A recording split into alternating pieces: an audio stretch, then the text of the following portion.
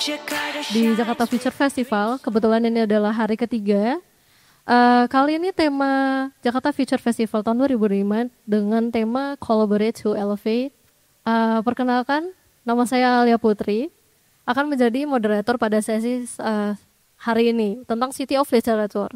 Mungkin sedikitnya untuk Jakarta Future Festival ini seperti apa sih? Ini adalah momentum perayaan kolaboratif kota yang dirancang sebagai ruang ekspresi, eksplorasi. Jadi semua orang berkumpul lintas sektor di sini dengan menyambut tiga momentum strategis Jakarta. Pertama adalah penyusunan RPJMD 2025 sampai 2029, perayaan 500 tahun kota Jakarta, dan juga Jakarta sebagai top 20 global city. Nah, kebetulan seperti yang bisa dilihat pada sesi hari ini mengusung tema City of Literature. Tahu kan kalau Jakarta itu adalah kota literatur. Nah, di sini kita akan membahas soal bagaimana sebenarnya Jakarta itu bisa menjadi City of Literature kelas dunia dan bisa menyoroti bagaimana peran dari festival sastra dan juga komunitas untuk bisa membangun budaya baca itu sendiri. Yang kita harapkan sebenarnya di sesi ini adalah kita bisa memberikan rekomendasi pada kebijakan tentang literasi yang seperti kita tahu ya seperti apa gitu. Kebetulan bersama saya hari ini akan ada yang sharing. Pertama adalah Ibu Alfianti Arman, Direktur Jakarta International Literary Festival tahun 2020 dan tahun 2022, dan juga Bapak Muhammad Asranur dari Kios Ojo Kios. Untuk itu saya undang kepada narasumber untuk hadir ke depan, dan untuk teman-teman boleh minta tolong tepuk tangan untuk para pembicara kita hari ini.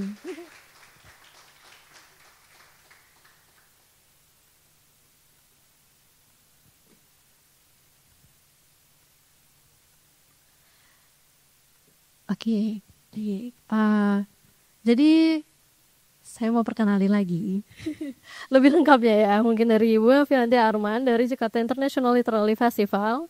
Beliau sebenarnya tidak hanya dikenal sebagai penulis dan arsitek, wow, keren sekali ya, tapi juga sebagai penggerak sastra yang aktif membangun ruang-ruang literasi lintas budaya. Nah, Ibu Alfianti Arman ini pendiri dari Yayasan Museum Arsitektur Indonesia dan saat ini menjabat sebagai Direktur Yayasan Materia Indonesia.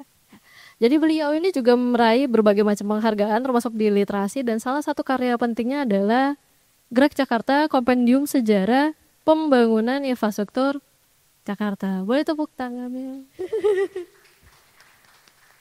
Dan yang kedua adalah Bapak Muhammad Asranur dari inisiatif ya, Mas ya, panggil Kak tadi, sorry.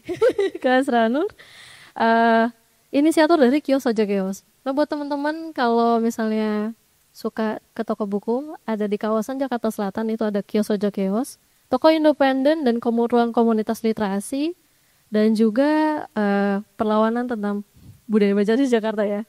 Beliau juga berkarir sebagai fotografer musik di San Francisco, dan juga udah dimuat karyanya di berbagai macam media internasional, dan juga terlibat dari berbagai band efek rumah kaca guys. Dan beliau ini sekarang memimpin pengembangan Kios Ojo Kios termasuk dengan unit penerbitan Kios Press. Beliau juga aktif di komunitas literasi dan toko buku independen yang alternatif. Baik, boleh mungkin dari Kedua Nasarumur untuk kayak say hi sama teman-teman yang ada di sini. Baik.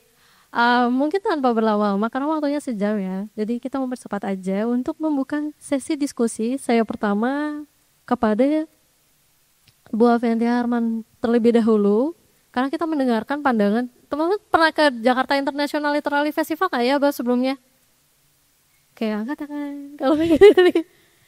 Nah, itu biasanya di Taman Ismail Marzuki ya ininya tuh. Jadi kayak menjelang akhir-akhir tahun itu ada event, Jakarta tuh punya event terkait itu. Nah, di sini Bu Alfianti saya meminta pandangannya tentang bagaimana sebenarnya peran festival sastra gitu terkait dengan kan tahu lah ya, festival sastra ini tempatnya ngumpul pembaca, penulis semua ada di sana, dan penggiat-penggiat yang lainnya, dan juga bagaimana karena ini internasional, karena beliau berpengalaman dengan berbagai festival literasi di luar negeri guys, nah, di London, di mana-mana juga. Bagaimana sebenarnya peran festival ini ya termasuk dengan citra sastra Jakarta di mata internasional. Karena mungkin Ibu Aventis yang minta untuk menyampaikan paparan dan jawaban terkait dengan pandangannya tersebut. Saya persilahkan. Oke, terima kasih. Tes. Ini bunyi nggak ya? Bunyi ya? Oke, terima kasih. Ya, mungkin sebelum saya paparan atau paparannya masih perlu atau enggak ya. Tapi mungkin kita jadikan latar belakang aja gimana caranya. Oke. Mungkin sebelum masuk ke sini saya mau sharing saja dengan teman-teman pertama-tama tentang festival sastra. Apa itu festival sastra buat saya sendiri gitu. Buat saya sebetulnya festival sastra itu adalah sebuah perayaan yang memanggungkan staging semua aktor atau stakeholder dari ekosistem sastra. Ada penulis, pembaca, penerbit, akademisi, kritikus, dan lain-lain. Jika mereka biasanya bekerja sendiri-sendiri atau hanya tergabung satu sama lain ya, pada saat festival itu semuanya dipanggungkan. Dan semuanya dirayakan pada satu waktu yang cukup singkat tapi padat. Dengan demikian, dengan perayaan tersebut, perhatian kita kepada sastra itu seperti digugah lagi, diingatkan lagi, sehingga kita kembali tergerak untuk mengalami sastra dan mendalami sastra. Mungkin itu ya, kalau kita bicara apa itu festival literatur. Kalau bicara khusus tentang Jakarta International Literary Festival, saya masuk di penyelenggaraan kedua pada saat pandemi. Tetapi Jakarta International Literary Festival itu sendiri mulai ada di tahun 2019 sebagai inisiatif dari Komite Sastra pada saat itu, dengan fokus pada gerakan sastra atau dunia sastra di belahan dunia selatan. Karena kalau kita bicara sastra dunia, maka sebetulnya yang terlintas di benak orang-orang pada umumnya itu adalah sastra berbahasa Inggris, Spanyol, yang itu erat kaitannya dengan para kolonial atau negara-negara di belahan dunia utara. Sementara yang di belahan dunia selatan itu lebih seperti pemeran pembantu gitu, yang apabila ingin masuk ke dalam kancah sastra dunia maka harus melalui serentetan translasi gitu ya. Itu ketidakadilannya sebenarnya di situ. Lalu komunikasi antara negara-negara atau para pegiat sastra di selatan-selatan sendiri juga tidak terbina dengan baik. Karena itu di 2019 merujuk pada semangat konvensi Asia Afrika, mulailah Jakarta International Literary Festival untuk lebih mempererat komunikasi dialog sastra selatan-selatan. Kurang lebih seperti itu. Kalau teman-teman lihat di sini, penyelenggaraannya sebetulnya sudah ada 4 kali, terakhir tahun 2024. Dan ini sekaligus pengumumannya di 2025 kita akan punya Jakarta International Literary Festival lagi di bulan November. Nah, mengapa JILF harus terus diselenggarakan atau mengapa festival literatur ini harus terus dilaksanakan? Jakarta International Literary Festival adalah satu-satunya festival sastra dengan nama Jakarta yang dimiliki oleh Jakarta. Di sini ada Livest Salihara, sempat ada juga festival literatur yang cakupannya ke ASEAN gitu. Tetapi satu-satunya yang berfokus pada literatur dan menggunakan nama Jakarta adalah Jakarta International Literary Festival. Itu satu alasan. Tapi alasan lain sebetulnya ya seperti yang teman-teman bisa lihat di layar ya. Kita perlu memperkenalkan sastra Indonesia di panggung global, tetapi untuk memperkuat diplomasi budaya, juga membentuk identitas sastra, juga membangun ekosistem sastra yang berkelanjutan. Kenapa kok garis bawahnya adalah ekosistem? Karena memang satu skena sastra yang kuat itu nggak bisa cuma kita punya penulis bagus. Karena penulis bagus yang tidak didukung oleh penerjemahan yang bagus juga, dia nggak akan bisa berkibar kemana-mana. Dia hanya akan jadi jago kandang. Apabila tidak didukung oleh penerbitan yang bagus, dia juga tidak akan sanggup menjangkau pembacanya. Sehingga mau tidak mau keseluruhan ekosistem ini itu harus dibangun bersama-sama. Dan Festival Sastra adalah salah satu platform, panggung untuk meningkatkan kesadaran kita, masyarakat, akan ekosistem sastra. Terus apalagi ya, yang bawah itu lebih mengacu pada Jakarta, jadi ada Jakarta tuh perlu citra kawasan ya, karena Jakarta tidak melulu kota ekonomi, tetapi juga harus kita bangun sebagai kota budaya, karena itu butuh citra yang memang memperkuat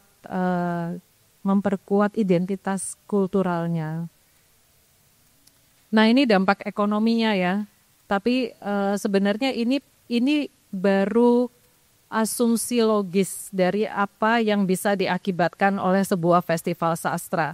Tapi tentu harus dibuktikan dengan survei, dengan riset, dengan analisa pasar dan sebagainya, dan perlu lembaga lain yang memang melakukannya. Mungkin nanti Bapeda bisa mengulik ini. Jadi dampak ekonominya ada pergerakan dan perputaran ekonomi urban, ada ekonomi imajinatif bukan sekedar konsumtif, ini perlu sekali. Kemudian juga lapangan kerja fleksibel dan rantai nilai baru, karena ya seperti festival ini aja, berapa orang yang dipekerjakan untuk festival ini, banyak sekali kan gitu. Itu adalah kesempatan-kesempatan atau peluang-peluang kerja baru.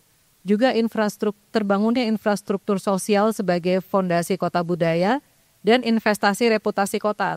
Seperti yang tadi saya katakan, yaitu untuk membangun citra Jakarta sebagai sebuah kota budaya. Dampak budayanya sendiri ya ini sudah benefit ya. Kalau tadi dampak ekonomi kita bicara profit, maka ini kita bicara benefit. Memperkuat identitas sastra Jakarta, menjadikan Jakarta sebagai ruang dialog budaya dunia, mendinamisasi ekosistem kreatif kota, memperluas akses terhadap representasi dan keragaman. Ini penting sekali karena dengan hadirnya sastra yang bermacam-macam, orang menjadi terbuka ya. Exposure terhadap keragaman itu menjadi lebih kuat. Juga transformasi ruang publik menjadi ruang kultural. Kalau sekarang kan ruang publik kita berisik oleh politik ya. Karena itu festival literasi ini penting untuk merebut ruang publik supaya kita tidak hanya diganggu oleh derau politik gitu ya. Dan menjadikan manusia-manusia Jakarta atau Indonesia pada umumnya itu menjadi lebih berbudaya gitu. Dampak pendidikan sudah tentu. Indonesia sebagai negara dengan tingkat literasi yang rendah sangat membutuhkan festival sastra untuk membangun perhatian terhadap sastra. Itu adalah pintu masuk untuk meningkatkan literasinya. Juga transfer pengetahuan antar generasi dan budaya, mendorong pembelajaran sepanjang hayat, mempertemukan institusi pendidikan dan praktik kultural. Ini sering sekali terpisah ya. Kita tahu akademisi biasanya ya punya echo chamber sendiri, kemudian masyarakat punya echo chamber sendiri, sastrawan punya echo chamber sendiri. Dan festival sastra adalah satu platform yang bisa membuka pintu-pintu echo chamber tersebut. Juga membuat masyarakat menjadi kritis terhadap arus pengetahuan global. Ini juga penting karena sastra itu seperti percikan-percikan perlawanan dari arus informasi global gitu ya. Nah ini suasana di JILF 2019 bisa dilihat bahwa suasananya festif sekali. Pada waktu itu tim belum dirombak menjadi seperti sekarang, sehingga fokus pelaksanaan itu ada di ruang terbuka justru. Ini menarik sekali. Statistiknya kurang lebih seperti ini, ada 10.000 pengunjung selama seminggu. Ada 60 penulis dari dalam dan luar negeri, 22 rekanan festival, 17 komunitas sastra yang terlibat, 10 media partner, dan 119 pemberitaan. Negara-negaranya bisa dilihat di bawah. Ini kayaknya festival yang melibatkan penulis yang paling banyak dari penulis asing paling banyak selama penyelenggaraan JILF. Ini 2020 waktu itu kita didera oleh pandemi sehingga mau tidak mau festivalnya diadakan secara online, dan di sini kita mencoba memberi arti baru pada pahlawan ya. Pandemi itu membuka mata kita terhadap banyak sekali hal yang kita lewatkan selama ini, termasuk orang-orang yang kita abaikan padahal mereka punya jasa besar di dalam hidup kita. Ini statistiknya seperti ini. Meskipun lewat YouTube tapi pemirsanya ada 21.000, ini satu angka yang cukup fantastis. 2022 kakak di sebelah saya ini manggung untuk membuka JILF. Nampak ekonomisnya buat kami. Judulnya Our City in Their Word. Kita mau mengajak masyarakat sastra untuk peka terhadap pengalaman berkota, peka terhadap konteks tempat tinggalnya, ruang binaannya, dan bagaimana sastra merespon terhadap itu. Angka pengunjungnya juga cukup fantastis, 15.000 pengunjung di dalam waktu 1 minggu. Melibatkan negara-negara yang ada di bawah itu. Ini 2024.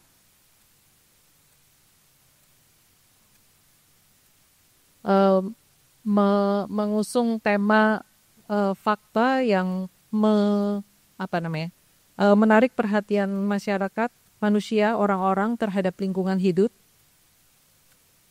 Nah, ini tema JILF 2025 yang kurang lebih sesuai dengan situasi kita hari ini ya, di mana kemanusiaan seperti diuji terus-menerus, bukan cuma para korban tetapi juga kita sebagai orang yang melihat apa yang sedang terjadi. Dan apakah kita akan diam saja? Apakah sastra tidak akan merespon terhadap itu? Apakah kita hanya akan menjadi orang-orang yang komplisit? Itu yang nanti akan kita bahas di 2025. Mungkin itu dulu dari saya ya. Terima kasih. Baik, terima kasih Bu Evianti. Boleh tepuk tangannya? Kalau boleh tahu nih Bu, JILF tahun 2025 waktunya kapan, boleh di spill nggak ya ke teman-teman di sini? Barangkali mau siap-siap ya kan? Iya, tolong masukin di agenda masing-masing. Dari 13 sampai 16 November. Ya. Selalu di akhir tahun. Enggak juga. Kebetulan ya, di 2019 tuh di Agustus. Pada Agustus ya. Baik, terima kasih Bu Evianti. Luar biasa. Jadi kalau misalnya bisa kita lihat festival sastra gitu tuh bisa juga jadi festival gitu. Bukan yang kadang kan selalu ya asumsinya orang-orang kalau buku tuh atau literasi itu bukan sesuatu hal yang menarik gitu. Sebenarnya sebelum ke Kak Asa gitu, sebenarnya mau tanya sedikit dulu, sebenarnya kenapa sih memilihnya dari arsitektur ke festival, pengen bikin festival yang modelan seperti JILF itu? Sedikit juga spill ya buat ininya dulu, konteks ini sih. Iya, iya. Ya, sebenarnya sebelum menyelenggarakan festival, saya menulis terlebih dahulu. Dan pada saat menulis itu baru terasa bahwa ada link atau kaitan-kaitan yang terputus gitu ya dari ekosistem yang utuh gitu.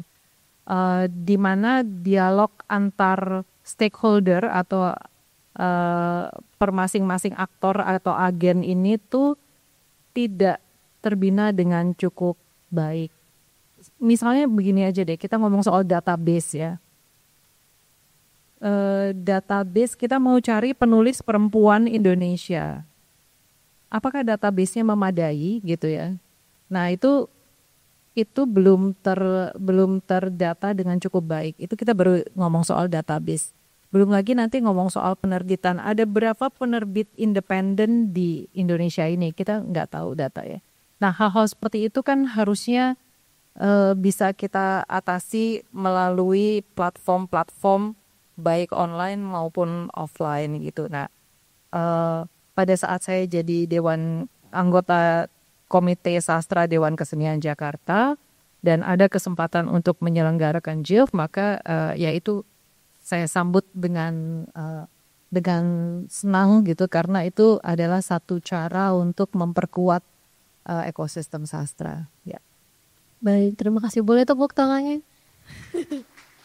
Terima kasih. Jadi festival sastra boleh ya masukin di kebijakan untuk kakak-kakak. Sebenarnya ada kok kakak notulennya, tolong dicatat di dalam notulennya.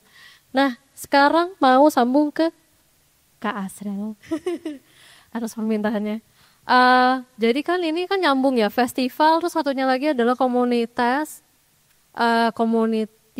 dan toko buku independen yang mengaitkan antara budaya lain, kalau nggak salah musik gitu. Jadi kalau buat teman-teman, lokasinya tuh di Lebak Bulus. Ini saya promosi sekalian karena saya salah satu pengunjung yang senang ke toko buku yang modelan seperti itu. Kapan lagi ke toko buku bisa dapat rekomendasi musik. Nah, sekarang kebetulan ada inisiatornya. Mau nanya nih, untuk Kak Hasra, sebenarnya kios Ojo Keos ini kan gimana sih caranya kios Ojo Keos itu mengaitkan antara antara literasi sama budaya tuh lebih luas gitu, bisa lebih relevan lah sama orang-orang yang ada di kota. Mungkin itu dulu. Ya. Terima kasih Kak Alia. Selamat siang teman-teman. Mau tanya dong, angkat tangan aja, siapa yang sudah pernah ke kios Ojo Keos? 2 orang doang ya, 3, 4. Ada yang udah pernah dengar tapi belum sempat mampir? Boleh angkat tangan? Oke. Oh, lumayan banyak ya. Terus siapa yang kesini karena gara kehabisan tiket buat 3 acara lain? Kayaknya ini karena ada 3 acara yang berbarengan dengan kami ya, jam 1, dan semuanya kayak high profile semua. Jadi terima kasih banyak teman-teman sudah mampir di diskusi City of Literature bersama Mbak Vivi, saya dan Kak Alia. Untuk menjawab pertanyaan Kak Alia tadi, bagaimana kami mengaitkan buku dengan budaya, sebenarnya karena latar belakang kami sebagai musisi, dari Efek Rumah Kaca, kami semua kebetulan suka baca buku, terutama Khalil, vokalis kami. Memang cita-cita dia dengan istrinya untuk membuka toko buku karena mereka pindah ke New York waktu 2016 masalah ya, 2019 gitu. Jadi awalnya memang sederhana, intinya adalah ingin punya tempat sendiri kantor. Tapi sayang akhirnya lihat tembang luas, ya udah kami buka toko buku. Karena kami dari musisi, kami nggak kenal, awal tuh kami tidak kenal sama sekali dengan komunitas buku, komunitas sastra.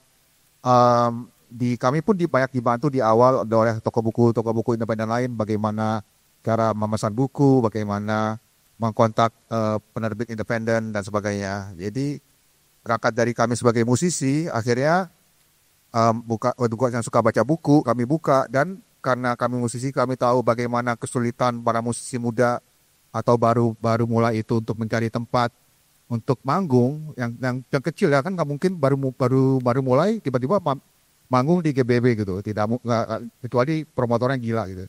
Nah, jadi kami membuka diri untuk membuat suatu ruang, kami buat ruang bersama untuk digunakan oleh siapapun. Tapi siapapun itu kami punya sedikit regulasi, yaitu harus menganggap kios-kios sebagai tempat sendiri, rumah. Kalau nggak rumah sendiri berarti kalian atur sendiri, beresin sendiri, buat kotor bersihin sendiri kayak gitu. Jadi kami tidak memungut biaya sama sekali.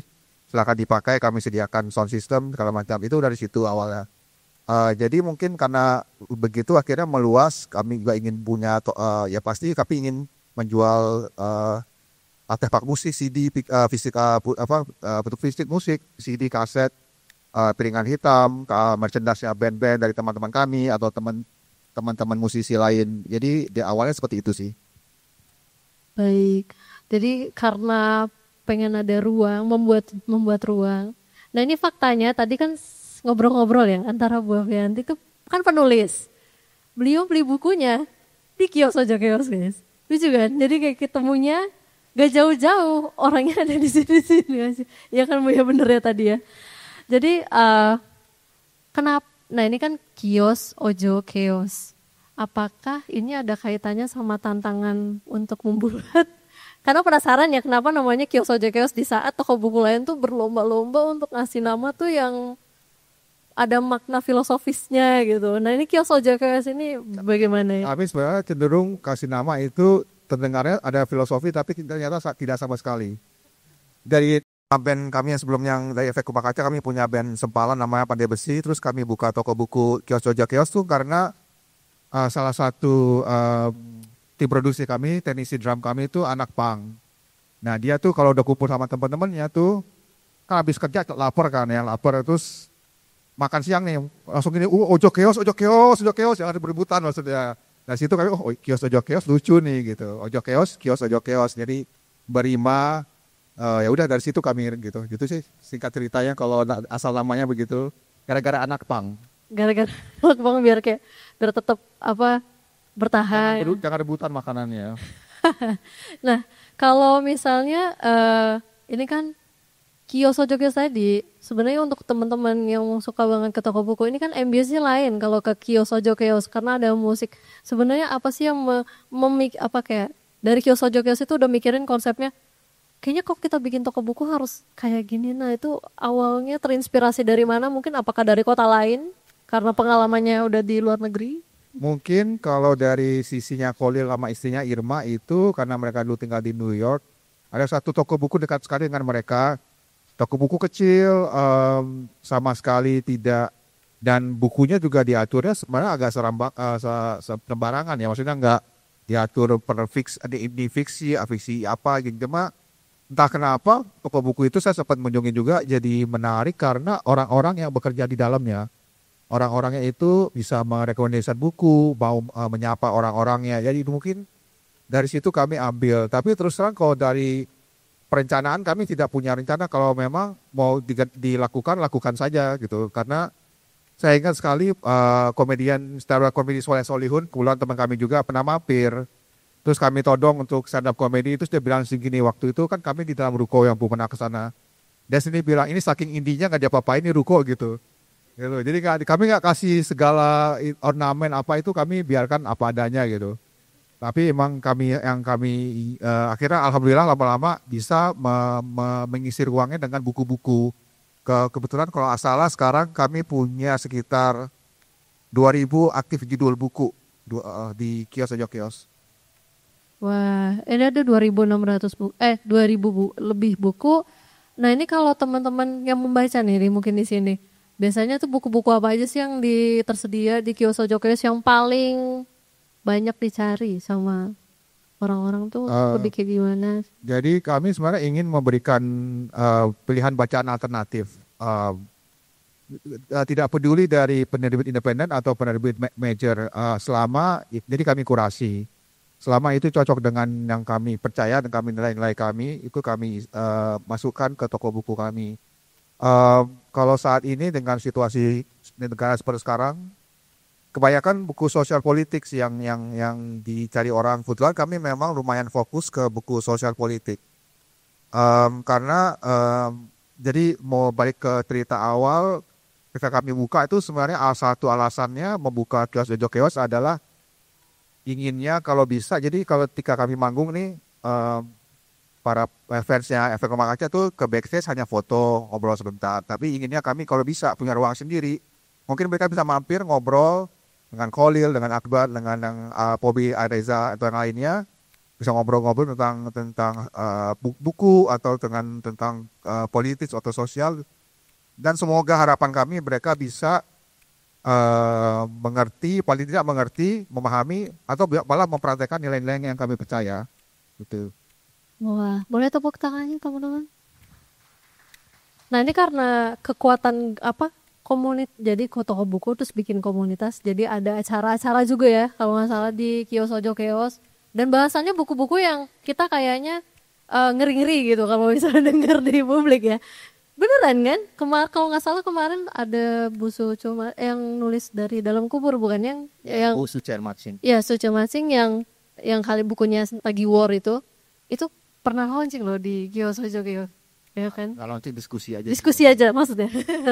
Nah, Mau cerita sedikit mungkin menyambung tadi Kak Alia bilang, kami sebenarnya memang bukunya walaupun sebenarnya itu buku sejarah yang harus orang banyak baca, cuma mungkin banyak pihak tertentu yang khawatir, jadi berapa kali kami didatangi oleh Intel.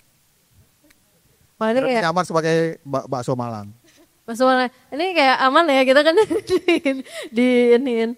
Jadi Kak Alia, saya boleh nambahin boleh sedikit? boleh silakan boleh. Mungkin dari cerita Afan tadi ya, ini saya mau dan apabila kita kaitkan dengan City of Literature, sebetulnya saya mau mengajak teman-teman untuk mengamati satu pergeseran.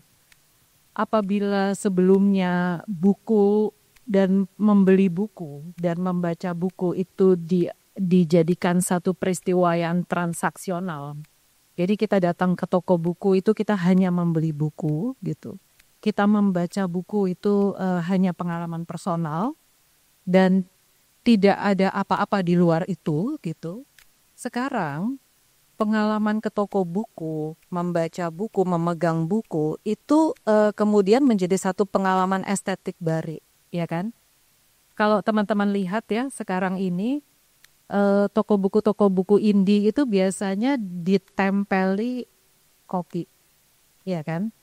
Atau justru toko buku yang sangat kapitalistik seperti misalnya Gramedia itu menyajikan satu pengalaman baru,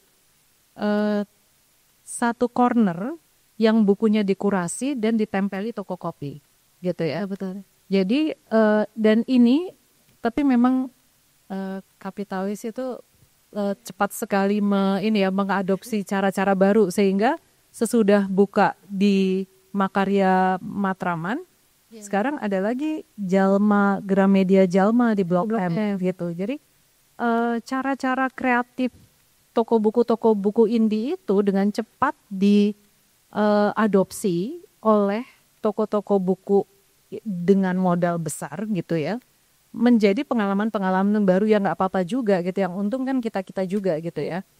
Tapi memang sekarang ini menulis, membaca dan segala hal yang terkait dengan literatur menemukan momentumnya, yaitu menjadi satu rekreasi baru, satu pengalaman estetik baru yang membuat kita nggak boleh melepas momentum ini justru gitu ya, untuk mengangkat literatur menjadi tidak hanya sesuatu yang punya nilai-nilai benefit, tapi juga nilai-nilai profit gitu. Dan apabila itu dikaitkan ke City of Literature, maka tadi aspek ekonomi yang menjadi dampak dari sebuah festival itu bisa tercapai. Betul. Mungkin tambah juga sedikit Mbak Vivi, saya ingat soal dampak ekonomi karena kami berangkat dari musik ya. Jadi sebenarnya cukup unik ketika banyak festival musik di Jakarta seperti Pestapora, Synchronize, atau With The Fest, Joyland. Itu banyak pendatang ke toko buku kami dari Malaysia, Singapura, karena mereka fansnya Teko Mahaca. Jadi itu kami awal, ternyata ada efeknya juga ya, karena kami sebagai musisi, mereka datang, ternyata saya tanya kenapa mereka datang beli buku yang banyak sampai mereka bisa habiskan buku satu orang 3 juta. Kadang kata mereka buku Indonesia di Malaysia tuh mahal. Ada buku-buku mereka juga mahal harganya. Jadi mereka sengaja borong mumpung lagi di sini tinggal bawa kan gitu ya sih. Jadi mungkin bisa kita lakukan sesuatu mungkin dari Bapeda atau Pemprov atau negara ini untuk membuat harga buku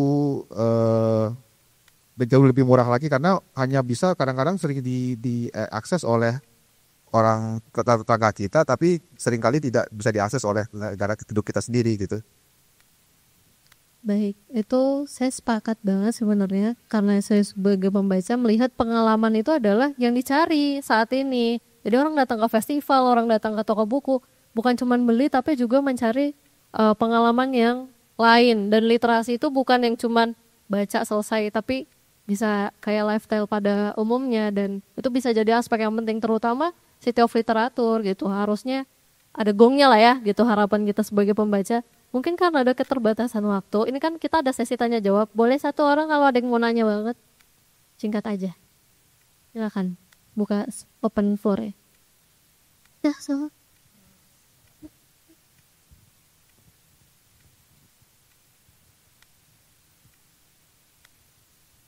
Halo, selamat siang Kak Asra, Bu Agenti. Terima kasih untuk pemaparannya, keren banget. Perkenalkan, saya Moses.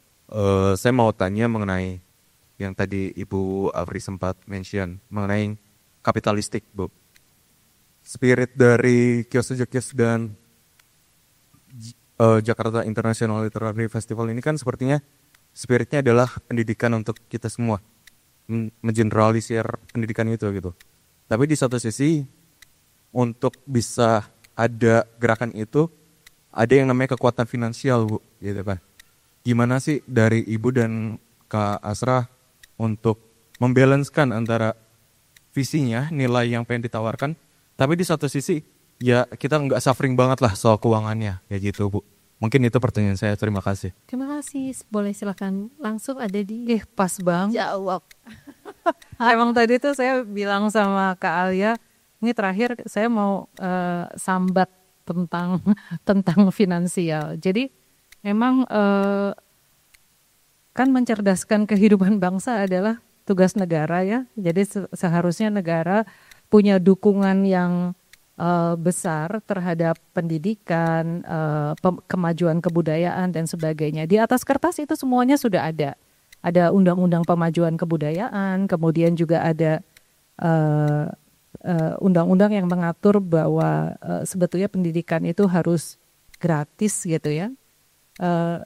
Salah satu upaya untuk mencerdaskan kehidupan bangsa atau meningkatkan kemampuan literasi itu dengan sastra, dengan festival sastra. Karena kalau kita bilang literasi itu bukan cuma soal calistung ya, baca, tulis, menghitung, tetapi juga bagaimana kita anak orang Indonesia itu mampu memahami dunia dengan segala permasalahannya. Nah, Festival Sastra khususnya Jakarta International Literary Festival itu sebetulnya mendapat dukungan dari Pemprov. Ini saya nggak mau nutupin ya, tapi kita mendapat dukungan. Yang menjadi masalah adalah mekanisme pembiayaannya. Mekanisme pembiayaan itu maksudnya adalah bagaimana dana tersebut dikeluarkan. Sampai sekarang mekanisme pembiayaan yang dipahami oleh birokrasi adalah pembiayaan event, di mana pelaksananya adalah I.O. yang memiliki modal. Sementara kalau penyelenggaraan festival kan mekanismenya nggak begitu. Ada orang-orang yang mempersiapkan 1 tahun sebelum acara. Nah, selama 1 tahun itu mereka tidak bisa dibayar karena pembiayaan untuk festival itu baru bisa keluar sesudah acara selesai dan laporannya masuk. Itu pun mesti menunggu paling cepat 2 minggu. Paling apes lebih dari sebulan. Lalu mulai dari pertama kerja sampai ke dibayar, itu para pelaku atau pegiat sastra terpaksa nombok dulu kan. Nombok tuh dalam arti nombok tenaga, waktu dan sebagainya. Ini kan jadi kayak ekonomi lemah mendukung ekonomi kuat. Iya kan? Jadi kayak kita mendukung negara gitu. Kebalik kan harusnya. Nah, itu kita baru ngomong soal panitianya ya. Belum lagi nanti para sastrawannya, para kuratornya, para pelaku seni yang terlibat di dalam pelaksanaan festival itu. Itu semuanya harus dibayar sesudah acara selesai dan dilaporkan. Lalu apa yang harus kita lakukan? Bagaimana mengupayakan pembiayaan yang layak? Layak tuh maksudnya habis kerja dibayar gitu ya. Mau tidak mau kemudian kita menggunakan I.O. atau menggunakan bridging fund, pendanaan pinjaman gitu ya, talangan. Tetapi kan tentu pemberi pinjaman maupun I.O. itu perlu keuntungan dan mereka menarik berapa persen dari harga yang harusnya dibayarkan. Itu kan sebenarnya sistem yang kayak ini gimana sih? Kan sebenarnya kalau negara langsung bayar, dia nggak usah harus plus sekian persen gitu. Ini jadi kayak harus plus sekian persen. Nah, ini yang sebetulnya menjadi protes dari kami, di mana mekanisme disbursement dari birokrasi dengan komponen-komponennya yang sangat rigid, itu harusnya bisa diubah dan mengakomodasi komponen-komponen maupun kebutuhan-kebutuhan dari penyelenggaraan festival. Ini harus deh, dan ini urgent gitu. Karena kalau enggak, kita akan terus-menerus berantem dengan PPK, dengan orang-orang yang bertanggung jawab untuk melakukan disbursement. Itu dari 100% penyelenggaraan festival, 60%-nya kita bergulat dengan akuntansi. Jadi kita nih memang sekarang hidup di rejim akuntansi selain dari rejim represi kebebasan pers. Mungkin kalau butuh bantuan akuntan, Khalil Mahmud seorang akuntan awal. Vokalis Efek Rumah Kaca itu adalah seorang akuntan. Pertanyaannya tadi bagaimana ojol kios membiayai operasionalnya gitu, kurang lebih ya. Jadi sebenarnya kami karena Efek Rumah Kaca adalah pemodal utama. Awalnya didukung oleh Efek Rumah Kaca melalui dia membuat sebuah PT. Dari PT itu yang membiayai Efek Rumah Kaca. Tapi akhirnya walaupun tidak 100% bisa berdiri sendiri, setelah beberapa tahun mulai bisa, paling tidak sempat kami dianggap sebagai entitas sendiri ya, bukan mentang-mentang satu sumber dianggap sama, enggak, karena yang entitas sendiri seperti ini contohnya. Jadi ketika kami punya Efek Rumah Kaca punya divisi merchandise itu, ketika menjual di kios tetap kami dianggap sebagai vendor, bukan sebagai satu kesatuan gitu. Itu contoh. Nah, jadi balik lagi pertanyaan tadi, jadi setelah beberapa tahun kami bisa membiayai gaji pegawai sendiri, bayar listrik, bayar lain, walaupun akhirnya di take over lagi karena kepentingan pajak sebenarnya. Tapi pembiayaan sehari-hari tapi sebenarnya kami cukup berdarah-darah sih sebenarnya, pas-pasan lah. Apalagi sekarang ditambah dengan biaya potongan dari marketplace yang cukup besar. Ini sempat jadi pembicaraan para pelaku toko buku akhir-akhir ini, terutama dengan penggabungan marketplace itu ke satu platform. Itu cukup membuat berat kami karena potongannya saya pernah ngitung, kami ikut potongan bebas ongkir, tokonya sebagai apa, tiar berapa, plus kasih diskon apa, kepotong 23%. Sedangkan kami sebagai toko buku paling besar bisa dapat potongan dari penerbit itu 40%. Itu kan biasanya beli putus. 23%, 40%, tapi nggak semuanya, rata-rata 30%. Kalau 30% tinggal 7% gitu ya. Jadi mungkin ini cuma agak sedikit mudah-mudahan bisa diperhatikan juga permasalahan ini, tapi kami membiayai dengan ada modal utama dari Efek Rumah Kaca, tapi kami sekarang bisa membiayai diri sendiri, paling tidak memutar uang untuk membeli buku-buku baru. Baik, jadi udah terjawab ya, permasalahannya adalah pembiayaan. Ini nanti mungkin dicatat di bold kalau perlu pembiayaan. Mungkin ini karena pembicaranya udah agak spill-spill yang agak seru, boleh mungkin satu lagi ada yang pengen nanya dari teman-teman audiens. Gak apa-apa loh, ayo loh. Ini kapan lagi loh bisa ngobrol-ngobrol.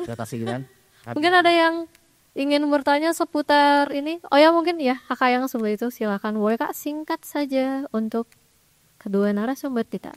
Ya, terima kasih Kak atas kesempatannya. Mungkin sedikit aja.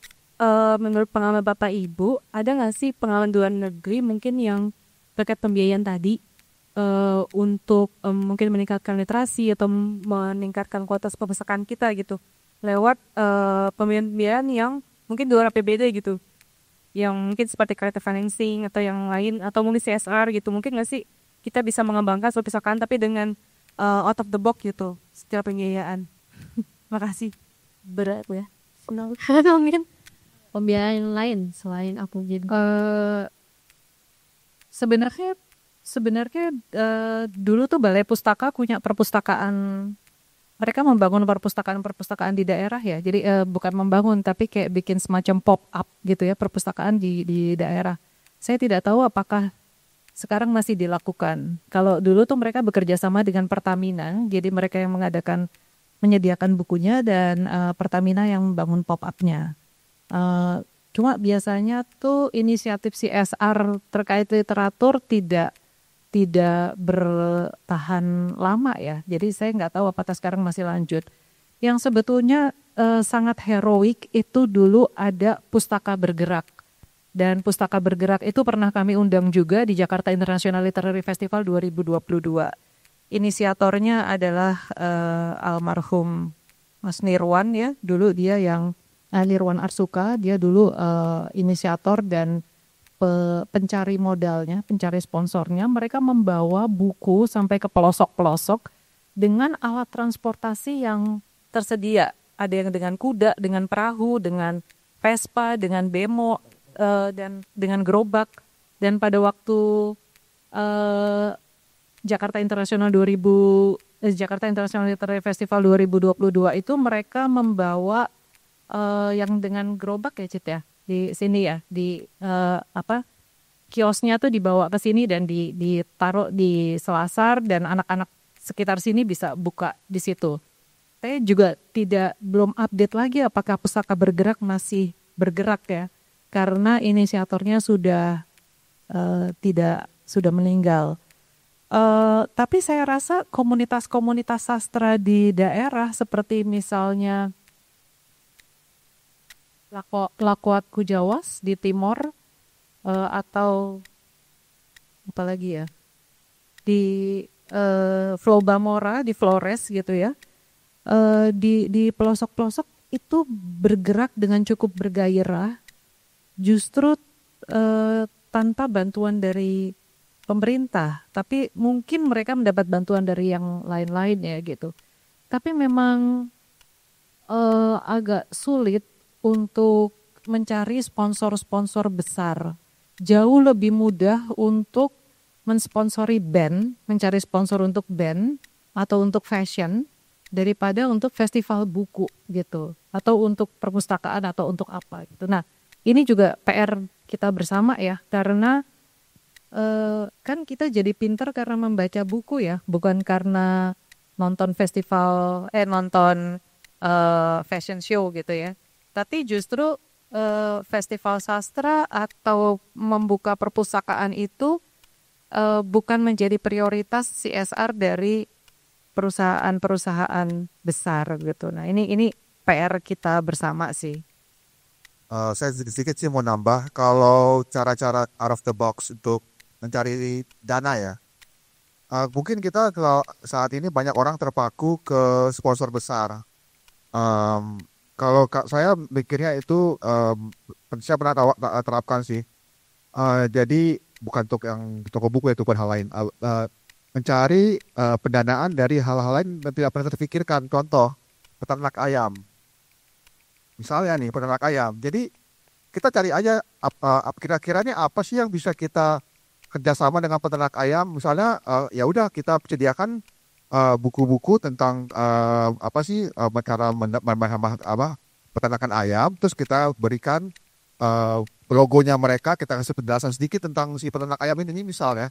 Jadi emang karena out of the box, kita harus mikir out of the box juga, jangan mikir ke telco, ke toko atau kemana-mana gitu. Yang cari yang ya ada di sekitar kita aja. Mungkin tetangga kita punya usaha apa gitu, ayam penyet, coba aja tanya dia. Ya mungkin kalau ada cuma bisa ngasih 500.000, tapi ada 20 orang, lumayan gitu. Itu sih. Baik, jadi pembiayanya modelannya macam-macam. Tapi kalau bisa pemerintah dulu lah. Kalau misalnya yang utamanya dulu baru side-side-nya.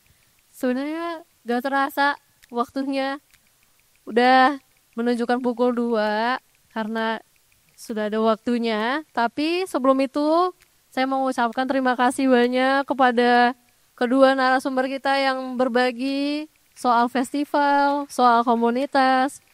Sebelum saya mengakhiri, izinkan saya mengakhiri diskusinya untuk menyampaikan kesimpulan sebenarnya apa sih, kenapa sih City of Literature ini harus kita bahasnya tuh kok festival literasi, kok komunitas gitu. Karena sebenarnya kuncinya adalah sebuah kota itu kan menempatkan pada pengalaman dari warga-warganya dan melibatkan bagaimana stakeholder yang bekerja di dalamnya. Bagaimana caranya itu bisa terwujud kalau tidak ada festival, nggak ada komunitas, nggak ada toko buku independen yang terlibat di dalam sana. Dan juga pesannya adalah juga ke teman-teman yang pembaca, kita-kita ini juga ikut memeriahkan supaya kedua kegiatan ini juga bisa tetap terlaksana di tengah juga permasalahan-permasalahan yang cukup krusial yang seperti tantangan finansial, dan bagaimana caranya kita juga bisa bikin itu tantangannya merujuk kepada ke kota global. Gitu ya harapannya ya.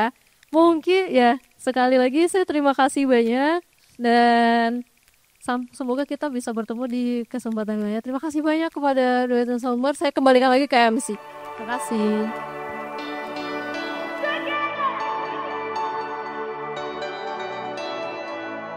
Jakarta shines with dreams so bright.